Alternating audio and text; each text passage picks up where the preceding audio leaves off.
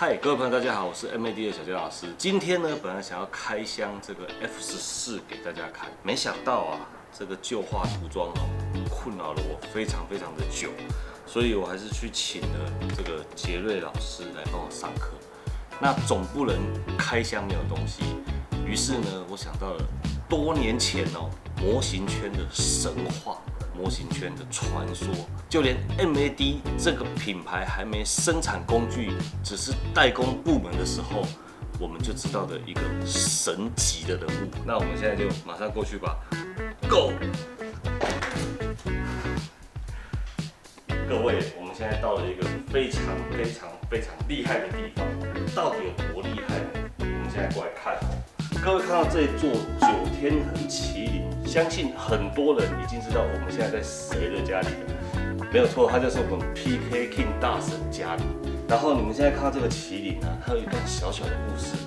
有一年，我在深圳工作，我特地买机票去参加 WF 展，然后我去那里找全场我自己心目中觉得雕塑最强的作品，然后就找，就是它。然后我觉得很有趣，我从台湾去深圳工作，然后深圳买机票去上海然后看到一台很厉害的雕塑的作品，结果 PK King 老师距离我家只有20分钟。那我们现在就掌声欢迎 PK King 大神。我从哪边？大家好，我是 PK King。哇，听说你姓江对，姓江的人都很有才华。台中有3个姓江的很厉害，你知道吧？一个是 PK King 是江嘉庆老师，一个是小江老师，还有一个是达菲老师也姓江你这时候你要你怎么在这里啊？兄弟我们3江终于合体了，大家都不知道，其实我们就是大哥、2弟跟3弟。大哥是对的，大哥是对的。好，我们现在来看嘉庆老师的作品。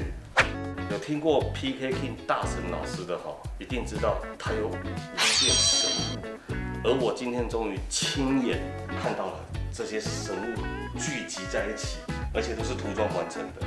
那我们现在就请 PK King 老师帮我们一一介绍一下这些作品。好，那现在老师要开始介绍，我也要当听众，而且我要当距离最近的。我要讲，这是演唱会的这个摇滚区。好 ，Go。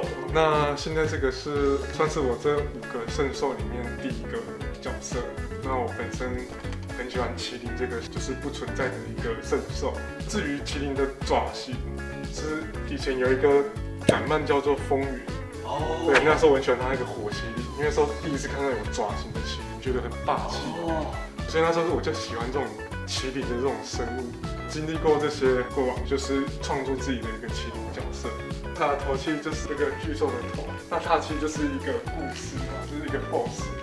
在故事里面，就是他最终就是战胜，然后踩他的头。那我就是以这个他的肩胛做一个他的整个构图，因为我本身想说就是做同比例的，结果就是当时换算就是这么大一只。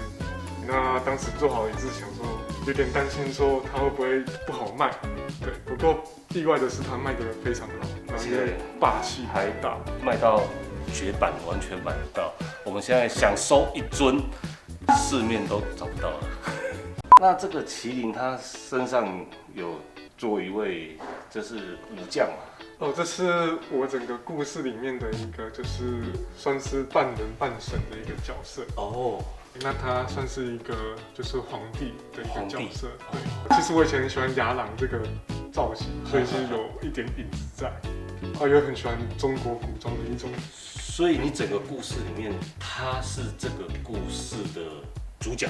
不是主角，但他是一个很重要的一个正派的角色，一个很重要的。那他跟麒麟的关系是？麒麟是他的幻兽。麒麟是他的幻兽。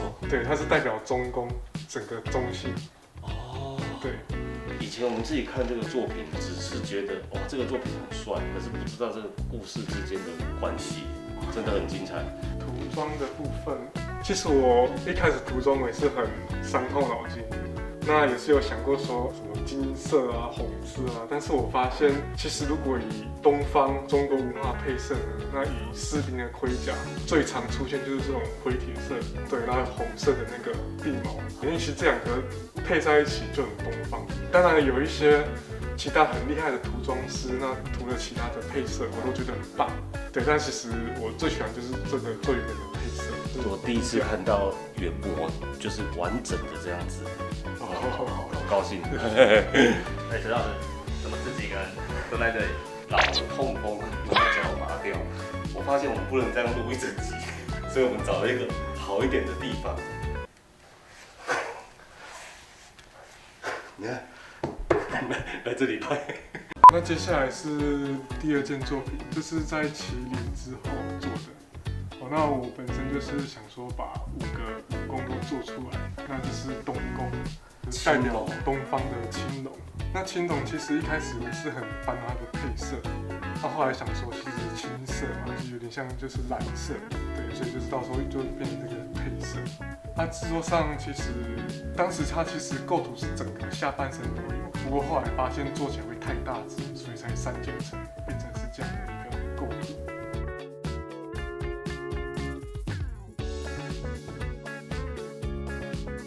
至于它的造型，其实我都是参考一些记载的那种图腾，我就直接从那个图腾它的一些勾勒的线条，直接把它实体化。自己说它头上这个触须，因为我觉得龙的触须长在鼻子这边，我觉得我不是那么喜欢。后来我想说，不如长在头上，其实蛮帅的，所以我的龙都是长后面的触须。上面的这些小角色，这个是代表我啦，就是比较衰的脸。为什么？就是创作的各种辛酸，对。创作的各种辛酸。对。哦。至于猪的部分，这个时候我刚结婚，所以是我跟我老婆。哦，这也是你。对。这2个女孩子是？因为在这个故事里面，这个女孩子是这个青龙的人形。她可以变这样？对，就是说这个女孩就是这个龙。你会发现，我每一个圣兽系列一定有个女孩，她的耳朵是尖的。对，代表就是她是这只圣兽的人形。哦。对，是妖精的意思。至于后面的人物，他就是现实的人类。那在这个故事里面，就是说人类会跟妖精，就是说跟他人形化的这个青龙签订契约，然后有他的能力这样子。哇！对，我在故事是这样想象的。哇，我觉得好梦幻哦。可是麒麟有那个女生吗？没有，其实是唯一没有。目前就4个女生。对。那所以他们都化成人的时候，我们是可以跟他们住在一起的。这个涂装啊，这些图腾啊，是他身上这些图腾是那个珐琅漆哦，珐琅漆去画的。至于他的图腾怎么画，我在 Utah 有开进阶的课程，模型课程，一个胸像，它上面有示范到怎么去画这些图。那太好了，赶快去报名。等一下去帮我买一个账号。对。下一只是西宫白虎，那它就是代表就是中国的西方，所以说你会发现它上面的妖精一样是尖耳朵嘛，它就是要表现一个风的一个图腾的动态。它的服装就是参考一个中国西方的那种民族。为什么跟风有关系？它的历史上开始也是有一个是有，就是说龙从云，然后虎从风，就是有一个它有属性，它是有很多种记载，包括说我看到它的图腾，它其实古代的那个白虎，它整只是长得很长的，有这种须须的，像风一样会飘起来，所以当时就是以这个参考来去把自己的白虎给创作出来。至于另外一个人物呢，他一样是人物的女性，我在设定上就是一个比较有那种就是反叛，然后霸气的那种女性，所以当时也找了一些网络上一些 model， 然后直接去做一些改造。哦，那个小只的是老虎吗？对，它其实原本的图案是一只狗狗。对啊。但我觉得它很可爱，就是硬把它改成老虎。哦。对，然后它旁边有一只也是像是小山猫的那种。哦，对啊，真的很可爱。因为我发现你的作品除了一个就是这些很霸气的东西以外啊，还有很细腻的雕塑。那你通常会加入一些很可爱的元素。哦，对，那这个就是你，我已经会，对不对？那这个时候因为第二个小孩也出生了，所以这两个就是小孩。他们，对对对。一个好的作品呢，就是这个构图的完整性哦，然后再来呢，就是说它每一个元素都有它存在的意义跟作者的巧思哦，这个是值得我们做钢弹啊、做科幻的人好好学习，因为我们总是一个单体出去打天下。那透过欣赏这些作品，或许可以让我们层次上有点提升。好，大家加油！好，那这是南宫朱雀，就代表南方，所以它的配色跟它的造型会比较偏就是中国南方。那当时就是我去查那个例子，就是辽国、泰国那个地方，所以会发现它的服装跟配色会比较偏就是泰国、辽国的那种风格，这都是有做一些参考跟依据的。所以你会发现说泰国那边他们的一些神啊，就是都是那种鸟啊、翅膀啊，它都是有相关联的。那我比较好奇，那个翅膀的那种羽毛啊，你用雕塑的什么办法让它就是这么薄，然后这么生动啊？其实，变说我就是展一次会先做第一层，然后就是说第二片就做第二层、第三层，慢慢一层一层做上去。那所以说拆镜的时候，变成是展一次是分开的，每一根都是拆开的。它可能是3根一个零件，哦，对，所以它这边可能分了4根到5个零件。因为从你这个角度看过去，它真的很薄哎，很像就是那种羽毛的那种感觉。哦，对，因为我边边会把它特地修薄，看起来是有点假，像是说它是很薄的样子，但其实它中间是蛮有厚度的。哦，对，不然它翻模会翻不出来。至于说火焰嘛，因为就是说我查过很多图腾，凤凰、朱雀，它都有一个这种图腾火焰，所以这边我也做一个。然后延伸下来，你会发现它身上其实像这个，它就是它腰，就是它人形化的样子，所以它是尖耳朵。那它是属火，南方是属火，所以说它的头发尾端就让一个着火的样子，对，就让它是一个特色，它的一个属性。下面就是它朱雀飘起来，它的尾巴带火焰这样子。哇，对，就像一个曲线。哎，这个构图真的很厉害哎。对，一般我们就不知道怎么让这个朱雀飞起来。我们就会插一根棒子而已，可是它巧妙的用这个它的尾巴嘛，对，当一个支撑，有没有？对，它尾巴就这样子延伸下来。因为朱雀它是有百鸟之王的一个象征嘛，所以说我就找一些，就是让它身上有一些不同品种的鸟。那包括这个是我自己恶搞的，它长得像企鹅，对，但是就觉得说这样好还蛮可爱的，对。那包括说它身上停了一只白色的鹦鹉。反正就是我喜欢把一些看到的、觉得喜欢的，就把它拼在一起，把元素加进来。这一个呢？哦，这是一只孔雀。哦，这孔雀。对，不过我好像翅膀做太小了，我想说，对，不是因为我们很少看到孔雀飞起来。哦，对，我们看到的孔雀都是只是开地上。对，其实孔雀它会飞，它飞起来很漂亮，就像是凤凰、朱雀那种感觉。对，当时就想说，就是因为会有这只鸟，也是因为整个画面的一个平衡，因为它都是属于软色调嘛，那我这边给它加一个寒色调的一只鸟，对，让它整个画面比较有，就是一个对比。这真的要考虑很多的，就是这个就是真的创作，就是我觉得先想到角色，是，哇，那想到角色以后，你把这个角色好不容易雕塑，光要雕塑的时候，你就要想它的构图会是怎么样，对不对？不然你雕完你就不知道该怎么呈现。同步你要去想这个角色的细节啊，还要想他的动作未来怎么呈现。那这些点缀的东西是慢慢加进去的吗？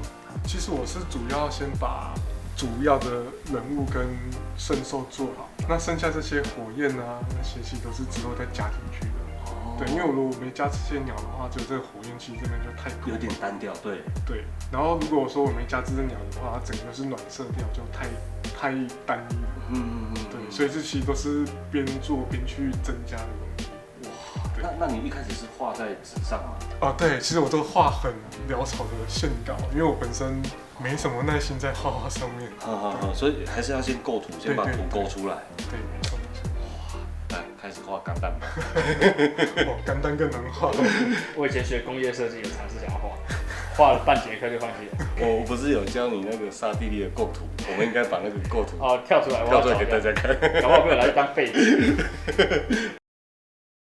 接下来就是北宫玄武，这个是我最喜欢、最有兴趣的，因为我对龟类就有一种着迷。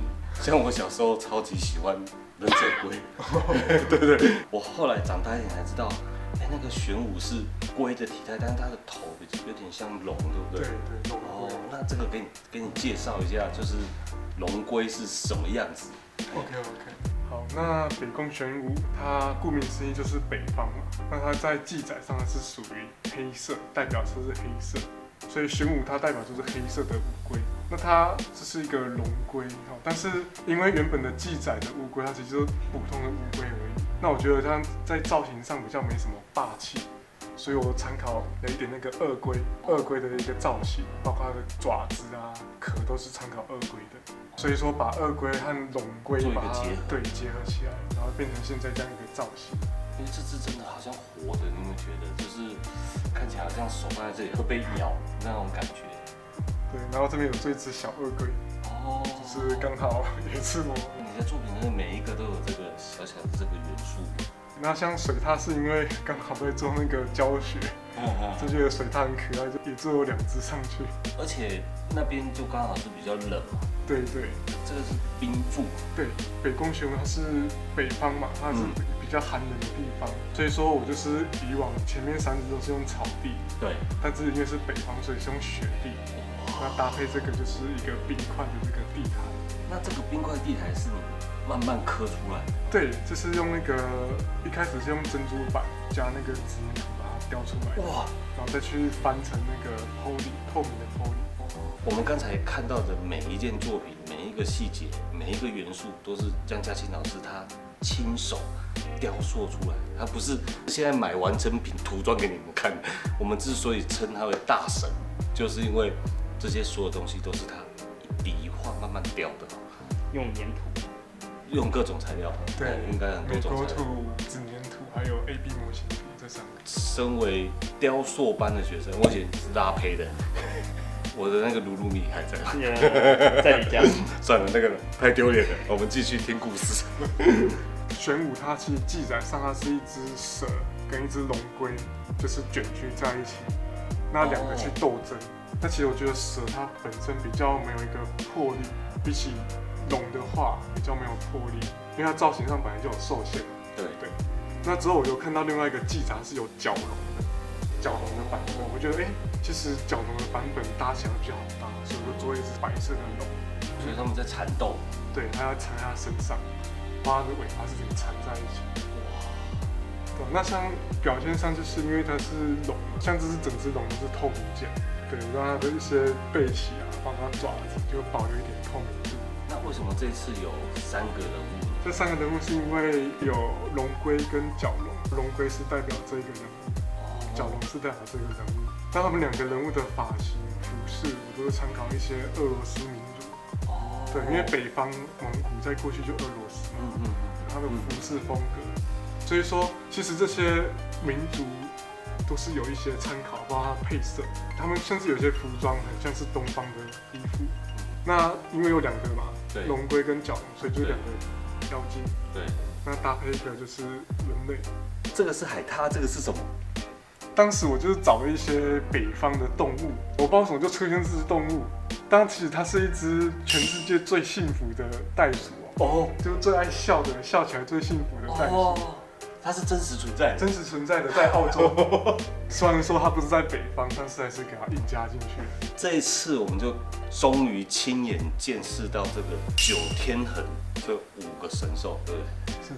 那其实江嘉庆老师他也有做钢弹，我们来看一下，他随便拿一件钢弹的作品出来，都可以吊打我们。没有。接下来我们要来看一件非常厉害的作品，他目前有可能是全台湾最帅的夜鹰，真的而且是大比例的。我们来看一下，这个有卖这个套件吗？这个当时是用2只不同的 GK 去拼凑起来的。这是1:100，对不对？对，1:100的。当时其实我很喜欢这个角色，因为其实我比较喜欢那种有生物感的机体。对，那夜莺它就是有那种生物的那种感觉，所以说当时在制作这个的时候，我就是觉得它应该要有那种爪子的感觉，所以就把它改爪子的样子，这就是作者创作的特色。感觉比较凶悍的感觉。当时就是身体裙甲这边是原本的日版的一个旧的套件，他当时就把它改了很多造型，把它整个头也是重做的。哦，你整个头自己捏的？对，就是大概只有头盖骨是原本的，其他都自己重新塑形。哇！然后最后因为那个韩版的套件出了，那时候觉得韩版的翅膀跟盾牌有角很漂亮，所以当时就把韩版的套过来用，就发现意外的大，然后就把自己做起来。上面的一些刻线细节啊，对，短刻线、细刻线，也都是你自己刻的。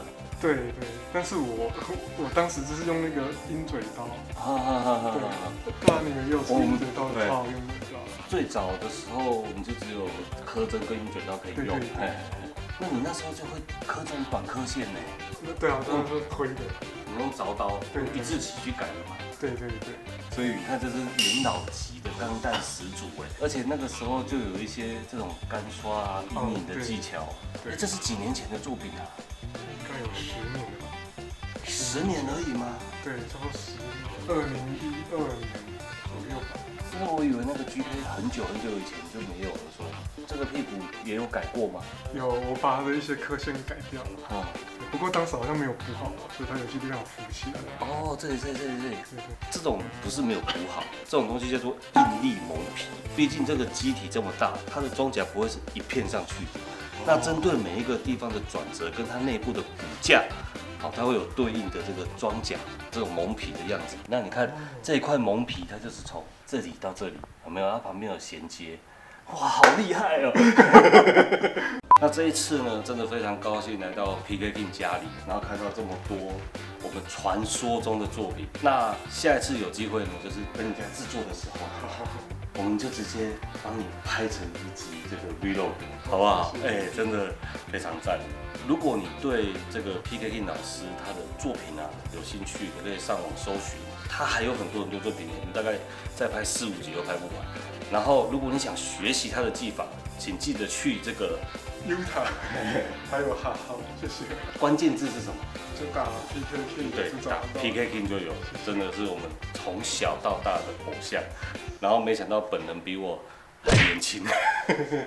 好，那这一集节目非常的精彩，那也因为时间的关系，我们只能下次再找机会来拍。